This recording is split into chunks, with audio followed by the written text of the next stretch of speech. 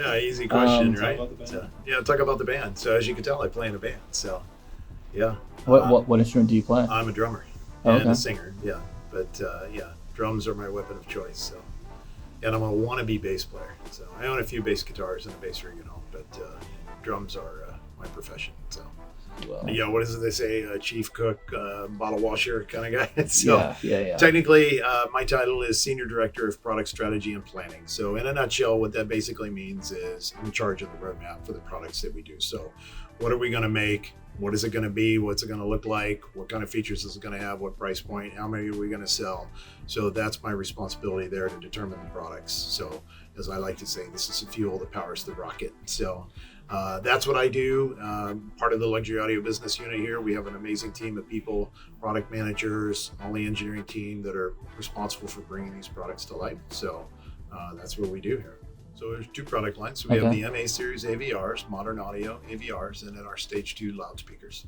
Nice. So a couple of good questions that have come up. Why these? Why now? So we were looking at this for a number of reasons. So during the pandemic, of course, as everybody was stuck at home and they were looking for an improved audio experience to watch movies and music and sporting events and gaming and anything that you couldn't get out of the house for, people bought a lot of sound bars and big TVs, and then quickly found out that that was not the level of performance that they wanted to have. So we were looking at it from that standpoint of where were people going to go from there. Within our own Harman portfolio of brands, of course, there's some self-preservation for us as the luxury audio business unit, that there was a bit of a gap in the product families here that we had. So as customers came up through the JBL brand and portables and headphones and sound bars, if they were looking to get into component audio at a performance audio type of product, they were going to go to another brand because we didn't have an AVR solution at this price point. So we knew we could create something there with a fresh approach to a mature category. And that's where the MAs came from. The stage 2 is replacing the existing stage. So we wanted to up our game in terms of the way the products look, but we also improved the performance in the process. So a couple of those things were there. And then we were going after a new customer demographic. So as everybody continues to age, those of us in the Gen X category that have gotten older and the millennials coming in with the purchasing power, now Gen Zs that are growing up, getting their own places and wanting to have a better experience for their AV systems at home, we knew we had to approach that customer from a different angle. The traditional things that we've done in component audio were off-putting or intimidating to them. So how do we readdress the entire concept of an AVR with this mantra of simplicity? How do we get them into removing that intimidation factor and make it easy? And if you've come from something like a soundbar, which was easy to use, how do I just give you more performance without adding this complexity that you don't want to have in the first place? So if you took kind of all of those elements and threw them in a melting pot, stirred them around, that's kind of gave us this inspiration of why this, why now. Sure. So in the components themselves, so the AVRs, there's 5 models in the range that start at $399. So we go in US pricing. So we go $399, $599, $799. Then we move to $1099 and $1599 for the HP models in it. Loudspeakers start at $299 a pair and go up to $1199 a pair. But systems is really where we're looking at that. So you could create a 2-channel system with our entry-level AVR bookshelf speakers, and that could be as low as $700. So that certainly gets into the soundbar category from a price point. I could also create a 5.1 system with 2 pair of bookshelf speakers, a center channel, a subwoofer, and one of the AVRs, and I could do that for about $1,700. And that aligns very well with, in our JBL brand of our 1300X, is a soundbar that's around that $1,700, $1,800 price point. So it puts you into that same category. And then from there, you can grow and expand the systems depending on the channel count you want to do. If you want to do some of our matching architectural products in the Stage 2 family for in-wall and ceiling speakers, you could push up into the high $5,000 price range. But if you maxed out everything, the best towers, the best architectural speakers, the most expensive AVR, that's where you'd be in that price point. So still a very affordable price point in terms of component audio, but a lot of bang for the buck for us in that system. Yeah, there were definitely a lot of things new. As we said, we knew that the way the younger generations now are consuming content, the way they want to live with technology in their homes was very much different. As every generation changes, you're different than what the generation before you was, because technology has changed over that time. So there were a lot of factors that influenced that. You look at the generations that have grown up that never had physical media when they were growing up, or they never had, some of the technologies that we had when we were growing up. And those vary every time you move, right? So those were things we had to think about a little bit differently. So how do they use the technology in their homes? How do they use apps? How do they use remote controls? What types of screens and displays are being used in it? Those were things that, as we got into doing a lot of the research on it, we found there's some pretty big differences in how people are using the products now or are going to use it over the next couple of years. The color trends and things like that, and certainly if you sat in one of the sessions here with Jason on our industrial design side, some of those trends that came into what are the colors of the interiors and how does technology live in the space? How do you live with technology now? Those things continue to change and evolve, and we wanted to address that in these products. There's no other white AVR that I can think of on the market right now besides these. And we knew that then this would be something that could be out on a credenza or out on a piece of furniture next to the television that would be seen.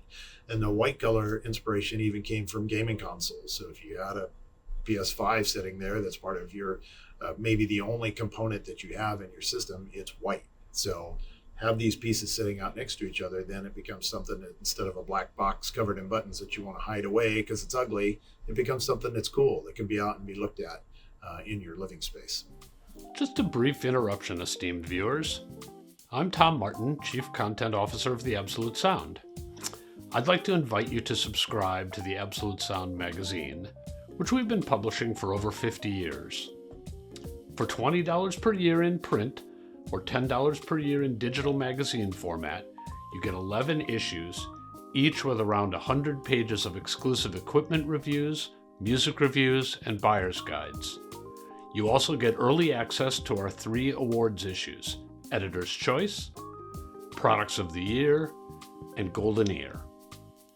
To subscribe, enter this URL in your browser or go to theabsolutesound.com and click on the subscribe button. Thanks, and now back to the show. Having a couple of Gen Zs under roof with me, I have a very early one, so he's about 26. Okay. So it's been fascinating for me to kind of watch him and his friends as they come over and see how do they use products, how do they interact with them. Of course, there's no shortage of products at our house, as you can imagine in there, but to watch the different ways that they interact with technology, where do they get their content from, how do they share and experience content together, has been a fascinating thing to help integrate into these products.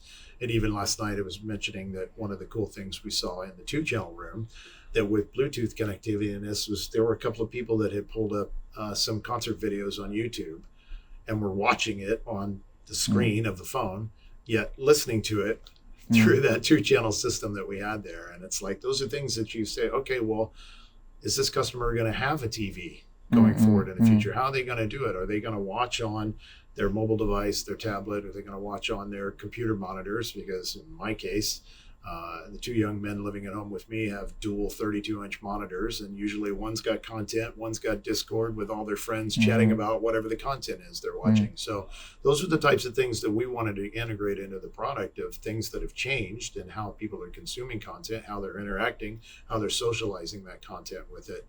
How do we incorporate that into a very mature traditional category and create something that will appeal to them in the way that they use the products? At the end of the day, what anybody wants is high performance sound. They want to sound great. So that was our goal. Well, let's make it sound great, but let's adapt it for the way you're going to want to use it. It certainly exists in our party box speakers right now. So lighting has become ubiquitous in those models, and there's more and more and more of it. And even to the current product range that we have, it's like every surface of that speaker is covered in a light somehow.